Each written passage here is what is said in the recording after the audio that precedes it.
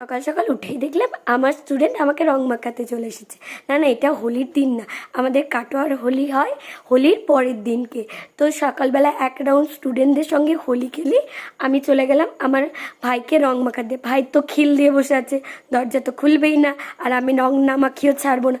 তাই আমার ভিডিও কিছুই করা হয়নি, শুধু কিছু ছবি আমি অ্যাড করে দিয়েছি, যেখানে দেখতেই পাচ্ছ কত মজা করেছি, এনজয় করেছি।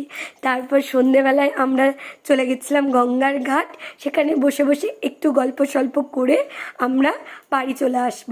তারপরে ভাবলাম না না, বাড়ি আসবো না, একটু বসেই থাকি, বেশ ভালো লাগছিল, ঠান্ডা ঠান্ডা হাওয়া দিচ্ছিল। আর তোমাদের একটা কথা বলি, এখানে একটু দেখতে পাবে যে ছবি তোলার জানো তো কোনো বয়স হয় না।